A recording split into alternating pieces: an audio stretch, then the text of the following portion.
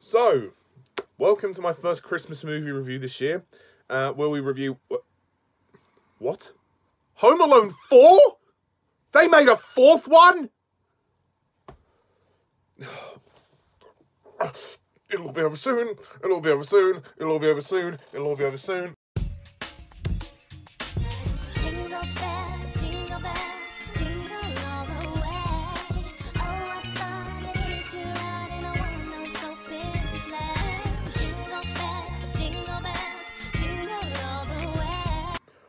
Welcome, one and all, to the month of December, where I start to get into the Christmas spirit. And what better way to get into the Christmas spirit than to continue reviewing the Home Alone movies. Woohoo! Yay! Especially as there's a new one on Disney+.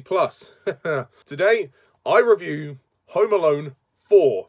Yeah, you heard that. 4. The fourth one. They made a fourth movie.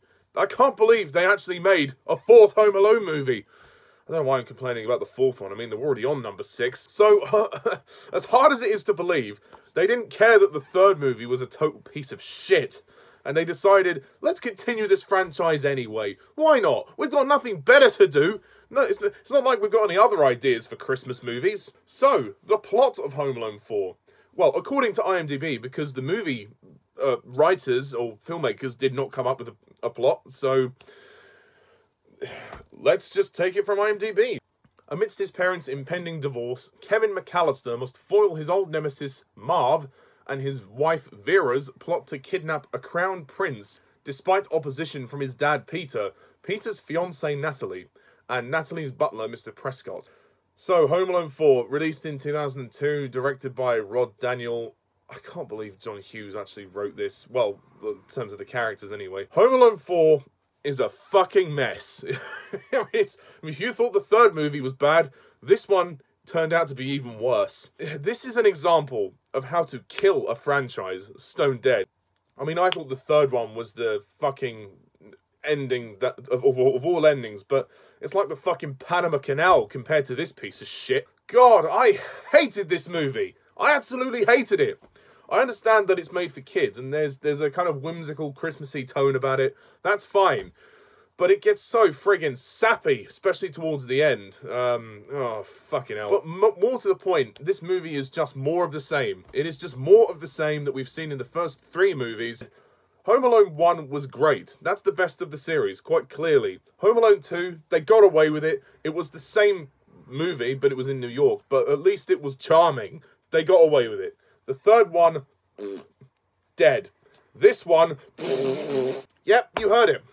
I just hate this movie. It's just so bad. The dialogue is bad. I can't believe how bad the dialogue is. The kid in it is not very good. And just the whole film is a fucking drag. Oh, I nearly fell asleep during this movie. And what's worse is that Home Alone 4, this is the movie that fucks the continuity of the franchise. I mean, yeah, you heard that. Okay, so Home Alone 3 chose to have a different kid in the form of Alex, played by Alex Dillins, and that was great. I was happy that they did that, because I can't imagine Macaulay Culkin returning as Kevin for a third time. It just would not have worked. Well, it turns out Kevin's in this movie. Yeah, I didn't know that was going to happen. I watched this movie thinking, what? Why are they called... they're the same characters? So this movie attempts to follow the same continuity after the second film, because Marv and Kevin recognize each other, despite the fact that they look younger than they did in the second film. What the fuck? What are you going for here? I thought this movie was like a reboot or something with the same characters, but no, it is meant to be a sequel to Home Alone 2. What the fuck is going on? So why does Kevin look younger? Where are the rest of his family? Because he's only got one brother and one sister. And why has the dad suddenly got divorced from his mum? All of the characters from the McAllister family look so much younger than they did in the second film. That is movie-making continuity fail 101. I'm sorry for the rant, but this movie really pissed me off. That was the thing that was frustrating me the whole time I was watching it, thinking, where is the continuity? Where is it? It's not here. Mike Weinberg, who plays Kevin, he's not bad. I mean, he's okay. You know, he's a bit annoying at times, but he's certainly not as charming as the last two kids in the first 3 films. I mean, he's pleasant enough to watch on screen, but I just didn't care for him. It didn't feel like the same character that Macaulay Culkin played. It really didn't.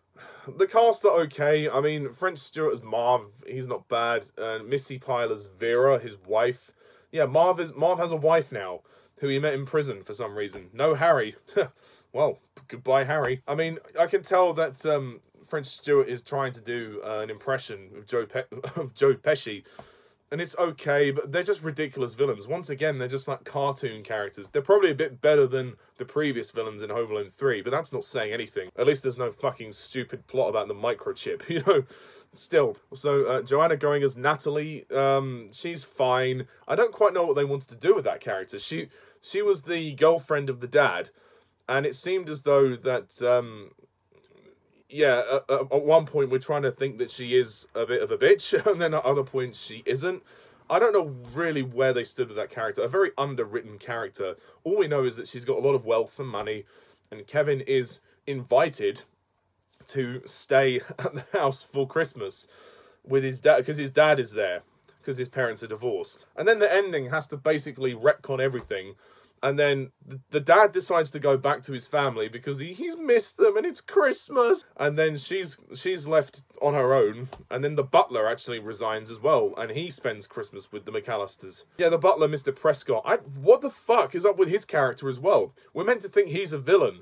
And then halfway through, there's this really weird plot twist. It comes completely from out of nowhere. Where he's locked in a wine cellar by Kevin, accidentally. And then the real villain turns out to be the maid? What? Yeah, the maid, who happens to be Marv's mother, is also a villain.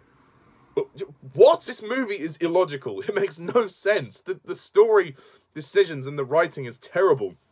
And then Kevin and Prescott have their heart-to-heart in the wine cellar, and then all of a sudden they're best friends. Wow. Fucking wow. Oh, God, this movie frustrated the hell out of me. I just hate the fucking cliche. It's taken right out of the movie cliche handbook. The fact that Kevin is trying to tell people the burglars have come to invade the house, but nobody believes him. Much like the third movie, when Alex was going through the same thing.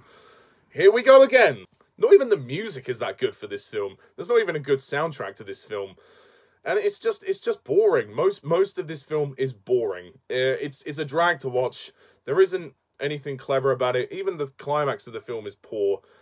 It's not inventive. Like there's no traps or anything. But the physical comedy, it's just much like the third movie. It's just very cartoonish, to be perfectly honest. Also, Kevin's brother and sister, they don't fucking do anything in the movie. Neither does his mum, as well. Yeah, I don't know why they're in it, to be honest. Also, in the very beginning, Kevin runs away from his house, sneaks into a taxi, and he actually pays the cab driver with his piggy bank. I found myself laughing at that, because that is so fucking dumb. No way would he have the right amount of money. He's a kid. He's like an 8-year-old kid. He would not have the money to pay the cab driver to get a taxi to see his dad. If his dad invited him, surely he would go and collect him in the car. Or his mother would give him a lift. I know his mother was a bit dubious about him going, but she said to the dad at the beginning, if you want to see them during the holidays, that's up to you. Kevin clearly wanted to go, so when he was there, he could have taken Kevin with him. Why did Kevin have to go and get a taxi himself and use money from his piggy bank, which would not nearly have been enough for the fare? I know, I've paid for taxis. They are fucking expensive. This movie's so dumb. I don't get it. I'm sorry for the rant, but you know what? Fuck this movie. Fuck this piece of shit. This rant just became a major rant. And you know what?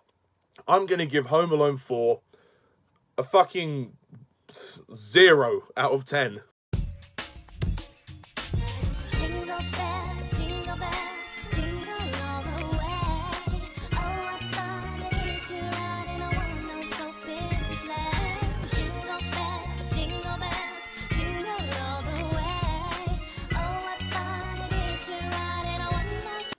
Yeah, there's nothing about it I like. There is literally nothing I like. So, fuck that. So, yeah, next time on my movie reviews, I'm going to review Home Alone 5. I can't believe there's a 5th one or a 6th one. the 5th movie, which is called Home Alone: The Holiday Heist. So stay tuned for that. What do you think of Home Alone 4? Please comment down below, let me know, and stay tuned next time when I review Home Alone: The Holiday Heist. So until then, I'm Mr. Tarnus11. Thank you for watching. See ya. Bye for now.